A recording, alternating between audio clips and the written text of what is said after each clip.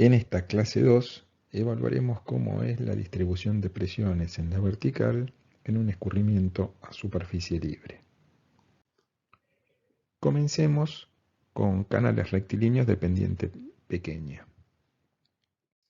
Si tenemos un caso como el de la figura, donde tenemos un fondo de canal rectilíneo y los filetes podemos considerarlos como cuasi rectilíneos y paralelos, en este caso, si uno tomara la presión en cualquier punto, por ejemplo, pusiera un piezómetro en el punto de profundidad I, ¿hasta dónde llegaría el registro de altura en el piezómetro? Va a llegar exactamente hasta la posición de la superficie libre. Obviamente, despreciando cualquier término de turbulencia en lo que sería la boca del piezómetro, ¿sí?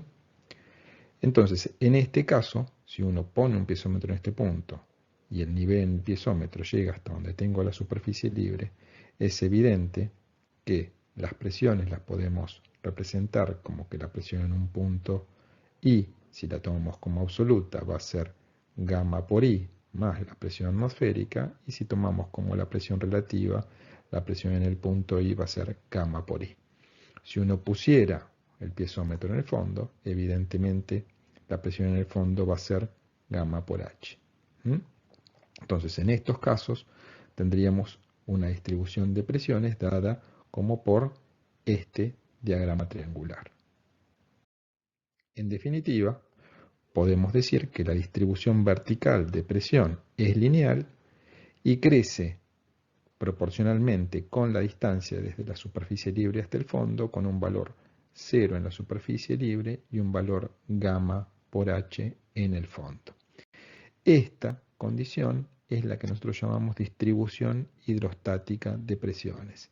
En este caso, para cada uno de los filetes vamos a tener que Z más P sobre gamma es constante, y nos referimos a esta como la distribución hidrostática de presiones porque sería la misma que nosotros teníamos contra la pared de un recipiente cuando el flujo estaba, cuando teníamos un fluido en reposo. Cuando vimos hidrostática, las presiones estaban dadas por esta distribución, por eso lo llamamos distribución hidrostática de presiones. Es decir, que en flujos en canales de pequeña pendiente, esta pendiente no va a hacer que cambie la forma en la que se distribuyen las presiones en la vertical.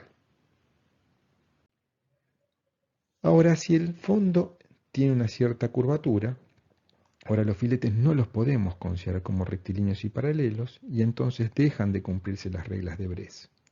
En este caso vamos a tener una aceleración normal que no es nula y va a cambiar la distribución de presiones alejándose de la hidrostática.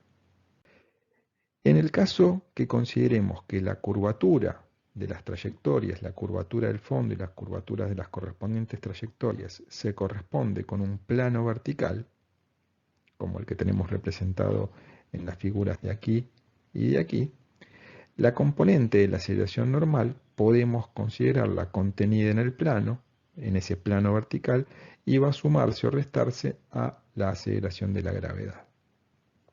En los casos en que tenemos una curvatura cóncava hacia arriba, la presión en el fondo, fíjense acá está en línea punteada lo que sería la presión hidrostática, la presión en el fondo va a aumentar respecto de la hidrostática, y en caso de que la curvatura sea convexa, el efecto va a ser de disminución de la presión en el fondo respecto de la hidrostática. Ahora, a continuación, veremos cómo podemos hacer este análisis como para determinar estos cambios en la distribución hidrostática de presiones. Para eso, vamos a trabajar con la ecuación de Euler, pero en la dirección normal al escurrimiento, ¿sí? Habíamos en hidráulica 1 obtenido que trabajando en la tabla intrínseca podíamos diferenciar la ecuación de Euler en la dirección del escurrimiento y en la dirección normal. Vamos a aplicar la ecuación de Euler en la dirección normal al escurrimiento para un movimiento permanente. Es decir, que entonces la ecuación de Euler la podríamos escribir como N, que serían las fuerzas de masa por unidad de masa en la dirección normal al escurrimiento, menos 1 sobre ρ por la variación de la presión en la dirección normal, igual a las aceleraciones normales. Veamos en un esquema. En este caso, tenemos una curvatura cóncava hacia arriba. Vamos a considerar la dirección NN como positiva en la dirección de la aceleración de la gravedad. Y vamos a considerar que N0 se corresponde con la superficie. Fíjense que acá quedaron un poquito desfasadas en la figura N0, N y N de fondo, pero N0 se corresponde con la superficie, N se corresponde con el punto donde estamos considerando el filete en cuestión, y NF se corresponde con el fondo del canal. N menos N0 va a ser I, que sería la profundidad desde la superficie libre. En la ecuación de Euler, entonces podemos reemplazar la fuerza de masa por unidad de masa en la dirección normal como G, y la aceleración normal va a estar dada por la aceleración centrípeta, donde tenemos que la aceleración normal es menos la velocidad al cuadrado sobre r. Y decimos que es menos porque en realidad se va a producir una aceleración en el sentido opuesto al de la aceleración de la gravedad. La ecuación de Euler entonces queda representada de esta manera, donde podemos despejar el diferencial de P, y una vez que despejamos el diferencial de P y queda función del diferencial de la dirección n, podemos hacer la integración. Ahora, esta integral la podemos resolver siempre y cuando sepamos cómo es la variación de la velocidad para cada uno de los filetes y del radio de curvatura para cada uno de los filetes. Si esto variara de filete a filete, esta integral no la podemos resolver. Entonces, como hipótesis simplificativa para poder resolver la integral, vamos a considerar un radio de curvatura y una velocidad que no varía de filete a filete en la sección. Es decir, que vamos a tomar que la velocidad en el filete es igual a la velocidad media y que es constante en toda la sección transversal, y que el radio de curvatura es igual al radio de curvatura que tiene el fondo y también va a ser constante. Con esta hipótesis entonces podemos resolver la integral, y P menos P0 es ρ por G más la velocidad al cuadrado sobre el radio de curvatura por N menos N0. Y N menos N0, recordemos que era la profundidad I. Entonces, tenemos una ley que expresa la variación de la presión en la vertical de la sección. Va a ser una ley que varía linealmente con la profundidad. Esta ecuación difiere de la hidrostática en este término C. Reemplazando el término, queda que P menos P0 es ρ por G, que es gamma, por I, tal como teníamos en la distribución hidrostática de presiones, más este término C, que a su vez también es función de I. Es decir, que la ley sigue siendo lineal, pero ya no hidrostática. Obviamente que si no hubiéramos considerado la velocidad media, el radio de curvatura medio, y la velocidad y el radio de curvatura variaran con n, entonces no solamente no es hidrostática, sino tampoco se cumpliría la condición de variación lineal. Uno podría hacer un análisis similar con la ecuación de Euler, pero para fondo convexo hacia arriba, y en este caso la ecuación que tendríamos sería semejante a la anterior, donde tendríamos P menos P0 igual a gamma por I, pero en lugar de tener más esta constante C, va a ser menos esta constante C. En forma general, la presión menos la presión en la superficie libre va a ser igual a gamma por I más menos el valor de C.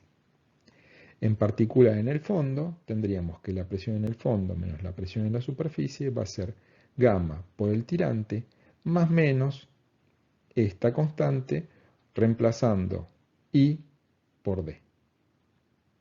Acá la llamé CF, haciendo referencia a que está tomada en el fondo. Pero fíjense que en estas condiciones, cada filete, o sea, cada filete en la vertical va a tener una energía piezométrica distinta, porque en este caso no tenemos Z más P sobre gamma constante. Entonces, si uno quisiera integrar las ecuaciones de Euler para tener el resultado del teorema de Bernoulli, no podemos hacerlo. Nos pasaría lo mismo que nos pasó en hidráulica 1 cuando quisimos integrar las ecuaciones de Euler y teníamos que los filetes tenían velocidades distintas y ahí aparecía el coeficiente de Coriolis. ¿Recuerdan?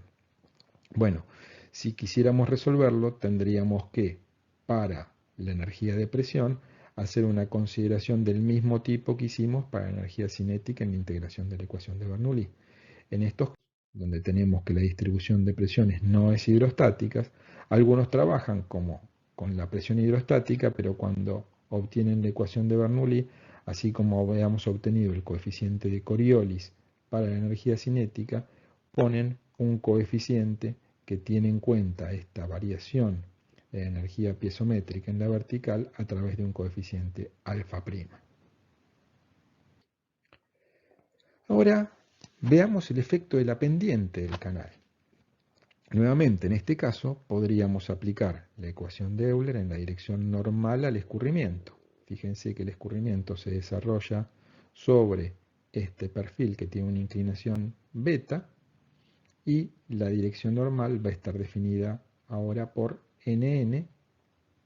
N menos n0, nuevamente, es la profundidad I.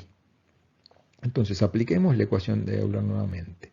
Pero en este caso, la aceleración normal va a ser 0. ¿Por qué? Porque acá tenemos filetes rectilíneos y paralelos. Recordando que n es la fuerza de masa por unidad de masa en la dirección normal, tendríamos que considerar la componente de la gravedad, pero no en la vertical, sino en la dirección normal. Tomando entonces Gn como G por el coseno de beta, vamos a tener que el diferencial de presión es ρ por G por el coseno de beta por el diferencial de n, e integrándolo podemos obtener P menos P0, o sea, la presión en el punto de profundidad I menos la profundidad en la superficie libre va a ser gamma por I por el coseno del ángulo. O sea que fíjense que difiere de la hidrostática en el coseno del ángulo beta. Pero a su vez, D es h por el coseno. Fijémonos en la figura. H sería esta distancia. D es la distancia en la dirección normal al escurrimiento. T es h por el coseno del ángulo beta. Entonces, en definitiva, podríamos expresar que la presión en el fondo menos la presión en la superficie va a ser igual a gamma por h por el coseno cuadrado de beta. Es decir, que si uno quiere ver cómo sería la línea pisométrica respecto al fondo, o sea, la presión en el fondo va a estar dada por gamma por h por el coseno cuadrado de beta. Si esto es h, esto es h por el coseno y esto es h por el coseno cuadrado. O sea, esta línea que está acá dibujada, marcada, va a ser h por el coseno cuadrado del ángulo. En definitiva, si la presión en el fondo menos la presión en la superficie es gamma por h por el coseno cuadrado de beta, evidentemente la línea piezométrica relativa al fondo va a tener que pasar por ahí, es la que está marcada en línea punteada roja, y en definitiva entonces la presión en el fondo va a ser gamma por h por el coseno cuadrado de beta, difiere de la hidrostática en este término que está acá marcado en línea punteada, y la distribución de presiones en la vertical, teniendo en cuenta la inclinación del fondo, va a ser la correspondiente a este diagrama triangular que difiere del diagrama triangular punteado que se correspondería con la distribución hidrostática de presiones.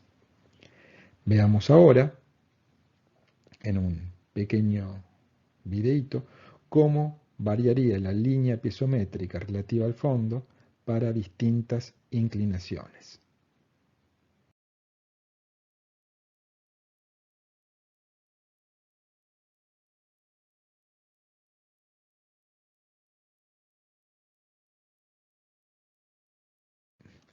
Para finalizar esta segunda clase, les dejo una serie de afirmaciones y ustedes me van a tener que indicar cuáles le parecen que son correctas.